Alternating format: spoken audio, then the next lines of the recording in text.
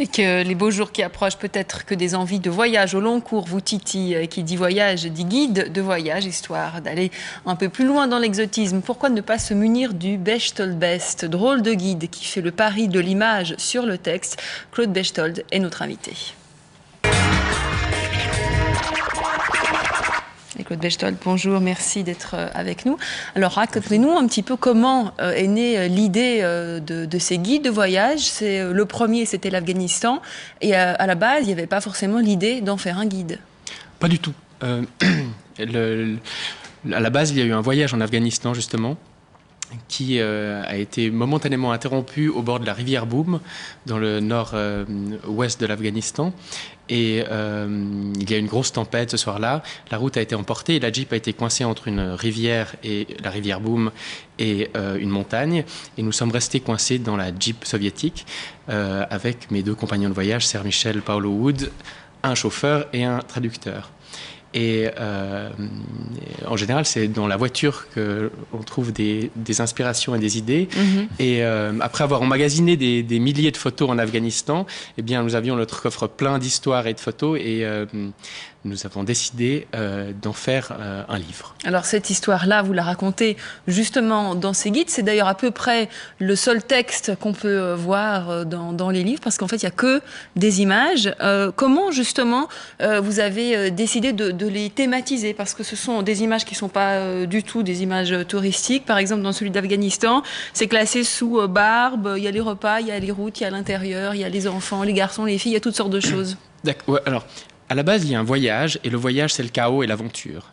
Donc, pendant le voyage, et en bon suivi, vous avez voulu ordonner tout ça. Voilà. Après, on rentre à la maison et on ordonne. Et on rentre à la maison avec une certaine quantité de clichés de l'Afghanistan, du premier voyage qui était encore fait avec des photos argentiques. Je suis rentré avec 50 kilos de photos. Et donc, on étale ces 10 000 photos par terre et on commence à les classer. Et on commence à s'amuser comme des gamins en faisant des familles, en fait. Et ensuite, on classe les barbes à gauche, les burkas à droite, les chars soviétiques en haut. Et quand on a 500 barbes, on essaie d'en sélectionner une dizaine. Et quand on en a une dizaine, on a une série.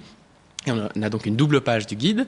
Et de cette série, on choisit une best, qui sera celle qui sera en grand à droite. Et le guide est une série de séries, justement, où on découvre les barbes, les burkas, les mets que l'on peut manger, les paysages, etc., etc. Alors c'est justement ce qu'on va découvrir en images avec Anne Marsol.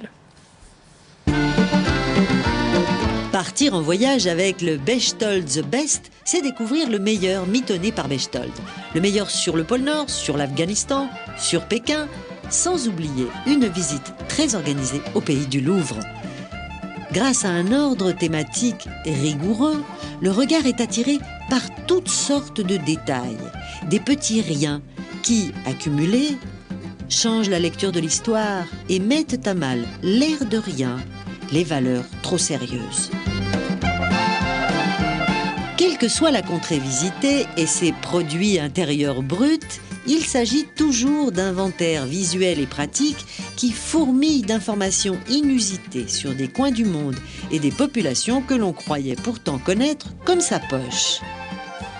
La collection porte le nom du graphiste suisse Claude Bechtold qui vit à Pékin et a développé une relation très personnelle à la photographie et une vision du monde assez hilarante et toujours iconoclaste.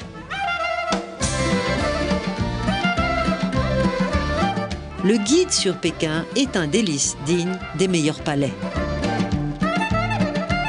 Toutes ces qualités font de ces ouvrages de précieux guides de voyage dans un fauteuil ou un hamac sans avoir besoin de souffrir du décalage horaire ni de faire le moindre vaccin. Pourtant, le décalage est garanti et les Bechtold's Best sont finalement des guides pour se réconcilier avec la vie si besoin était. Un guide sur la Suisse est annoncé, les Alpes vont trembler. Il y a chez vous cet appétit quasi insatiable de consommer de l'image. Vous avez dit tout à l'heure que vous êtes rentré d'Afghanistan avec 50 kilos de photographie. C'est sans limite. Il y a quand même des limites. 50 kilos, c'est lourd.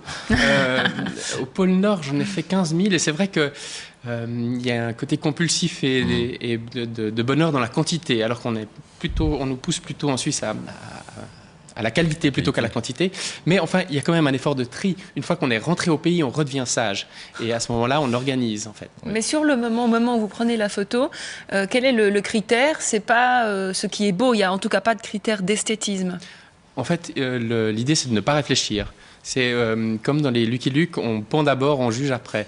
Et on prend la photo d'abord et ensuite on réfléchit à l'usage qu'on va en faire. Alors on pourra bientôt voir ce que ça donne chez nous en Suisse, puisqu'on l'a entendu dans le reportage, un guide va bientôt paraître sur notre pays. Voilà.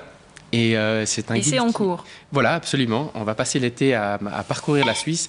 Il va être un peu plus compliqué que les autres parce que la Suisse étant un grand pays nécessite plus de travail puisqu'on va passer dans chaque canton et on va faire des séries, plutôt que des séries thématiques de 10 images, on va en faire 26. C'est-à-dire que chaque canton aura sa barbe, son Pinsgauer ou son Novomaltine. Et c'est crachat. Si on en voit, si on en trouve, on ne manquera pas de les épingler. Est-ce que les Suisses crachent? Bonne question. Merci beaucoup Claude Berchtold. Et donc on pourra découvrir ce guide d'ici la fin de l'année. Merci à vous. Merci.